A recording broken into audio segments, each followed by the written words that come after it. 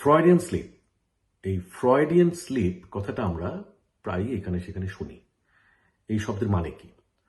Freudian slip, দুটো শব্দ আছে এখানে, ফ্রয়েডিয়ান আর স্লিপ। ফ্রয়েডিয়ান শব্দটা এসেছে ফ্রয়েড থেকে। সিগমন্ড ফ্রয়েড, একজন জার্মান মনোবিজ্ঞানী, তার নাম সিগমন্ড ফ্রয়েড, তার এই লাস্ট নেম, যে শেষের নাম, ফ্রয়েড থেকে নাম হচ্ছে ফ্রয়েডিয়ান। আর স্লিপ মানে হচ্ছে ভুল করা, মিস্টেক। ফ্রয়েডিয়ান স্লিপ হচ্ছে তাহলে ফ্রয়েডীয় ভুল। তো আমরা নানা রকম ভুল করে থাকি। লেখার সময় হয়তো একটা জিনিস লিখতে চাচ্ছি কিন্তু লিখে ফেলেছি আর একটা, কথা বলার সময় আমরা বলতে চাচ্ছি একটা, বলে ফেলেছি আর একটা। কিছু কাজ আমরা করি যে কাজগুলো আমাদের করার কথা ছিল না, আমাদের সচেতন মনে করার কথা ছিল না, কিন্তু আমরা করে ফেলেছি। অনেক সময় এটার মূল খুঁজতে গেলে দেখা যায় যে অবচেতন মন থেকে এই কাজটা করা হয়। ফ্রয়েডের ভাষায় আমাদের মনের তিনটি স্তর, একটা সচেতন মন, যেটা আমরা এই মুহূর্তে ভাবছি, একটা অবচেতন মন, আর একটা হচ্ছে অচেতন মন। অচেতন মনের কথাটা বলছি না। অবচেতন মন হচ্ছে এমন একটা জিনিস, যেই জিনিসটা, যেই মনটা আমাদের এই মুহূর্তে আমাদের সচেতন মনে নেই, কিন্তু আমরা চাইলে সেই মনে চলে যেতে পারি। সেটার উপরে এই মুহূর্তে আমাদের তেমন কোনো নিয়ন্ত্রণ নেই। কিন্তু অবচেতন মন সবসময় কাজ করে যাচ্ছে, এবং অবচেতন মন অনেক সময় আমাদের কাজের ভিতরে, সচেতন কাজের ভিতরে একটা বিঘ্ন ঘটায়, একটা বাধা ঘটে অনেক সময়। তো বলা হয় যে সেই বাধার কারণে মাঝে মাঝে কিছু ভুল হয়, সেই ভুলগুলোকেই ফ্রয়েডিয়ান স্লিপ বলা হচ্ছে। যেমন উদাহরণ হিসেবে একটা পত্রিকায়, এবং এই উদাহরণটা সেই সময় দেওয়া হয়েছিল যখন ফ্রয়েড এই শব্দটা ব্যবহার করে, সেখানে পত্রিকায় লেখা হচ্ছে ক্রাউন প্রিন্স, অর্থাৎ যুবরাজ।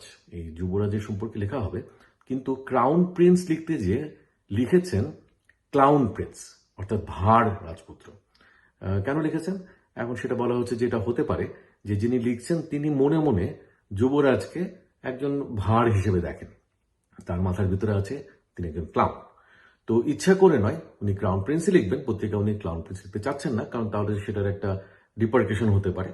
কিন্তু ওনার অবচেতন মন ওনাকে এটা দিয়ে লিখে ফেলেছে ক্লাউন প্রিন্স। একটা জিনিস বুঝতে হবে যে যখন আমরা বলছি যে এটা ফ্রয়েডিয়ান স্লিপ হলো, অর্থাৎ অবচেতন মন করাচ্ছে, সেটা নাও হতে পারে, এটা অন্য কারণেও হতে পারে, কিন্তু এটা হতে পারে। আম, আমরা মাঝে মাঝে বিভিন্ন জায়গায় বিভিন্ন জিনিস রেখে আসি। হয়তো কোনো একটা বাড়িতে গিয়েছি, একজনের সাথে দেখা হলো, তো দেখা গেল যে আমি সেখান থেকে যখন চলে আসছি, একটা বই ফেলে এসেছি, অথবা একটা কলম অথবা ছাতা, কিছু একটা ফেলে এসেছি, অথবা চাবিও ফেলে এসেছি। কেন ফেলে এসেছি? এটার একটা ব্যাখ্যা করা হয় এরকম যে আমি যে লোকটার সাথে আমার দেখা হলো তার সাথে আমি আবার দেখা করতে চাই। এই যে দেখা করতে চাই, সেটা নিয়ে আমি সচেতনভাবে তেমন কিছু করছি না, কিন্তু আমার অবচেতন মন আমাকে একটা সাহায্য করে দিল। কিরকম?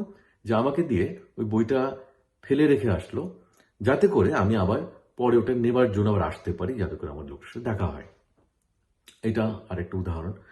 আবারও এই কাজটা অন্য কারণেও হতে পারে, এমনিতেই কোনো ভুলের কারণে হতে পারে, অবচেতন মনের কাজ এটা নাও হতে পারে, কিন্তু এটা হতেও পারে। তো সেখানে একটা প্রশ্ন আসে যে যাদেরকে ফ্রয়েডিয়ান স্লিপ বলা হচ্ছে, এটা কি আসলে ঠিক আছে? ফ্রয়েডিয়ান স্লিপ বলে কি আসলে কিছু হয়? আসলে কি অবচেতন মনে এই কাজগুলো করে? এটা নিয়ে পরীক্ষা নিরীক্ষা হয়েছে। 1979 সালে একটা পরীক্ষা করা হলো, সেখানে কিছু পুরুষদেরকে নিয়ে এক ধরনের স্টিমুলাস দিয়ে এক ধরনের পরীক্ষা করা হলো। আমি পরীক্ষাটার বিশদ বিবরণে যাচ্ছি না, অনলাইনে ঘাটলে পাওয়া যাবে। সেখানে দেখা গেল যে এটার মধ্যে একটা যোগসূত্র আছে, যে অবচেতন মনে যে স্টিমুলাসটা দেওয়া হচ্ছে সেটা তার সচেতন কাজের ভিতরে একটা প্রভাব ফেলছে। ফ্রয়েডিয়ান স্লিপের কোনো ব্যবহারিতা আছে কিনা? অনেক রকম ব্যবহারিতা থাকতে পারে, খুব সাধারণ ব্যবহার এগুলো নয়। একটা সাধারণ ব্যবহার হচ্ছে আমরা এগুলো নিয়ে হচ্ছে মজা করতে পারি। কাজের কথা যদি বলা হয়, এরকম একটা হতে পারে যে আমরা কোনো একটা মানুষ এর সাথে যখন দেখা হয়, কিংবা আমরা যখন কোনো মানুষের সাথে সম্মুখীন হই, আমরা তো আমাদের ভেতরের সবকিছুকে প্রকাশ করি না, আমরা একটা চেহারা তৈরি করি, একটা মুখোশের মধ্যে তৈরি করি। তো আমাদের ভেতরে অনেক কিছু রয়ে যায়, কিন্তু এই ভেতরে আমরা যে জিনিসগুলো রেখে দিলাম, বাইরে আসতে দিলাম না, সেখান থেকে অনেক সময় কোনো একটা কাজ হয়তো আমাদের সচেতন কাজের মধ্যে চলে আসে। তো সেটার ভিতর দিয়ে ওই লোকটা সম্পর্কে আরেকটুখানি ভেতরের ব্যাপারটা জানার একটা সুযোগ তৈরি হতে পারে, থাকতে পারে। এটা একটা ব্যবহার হতে পারে।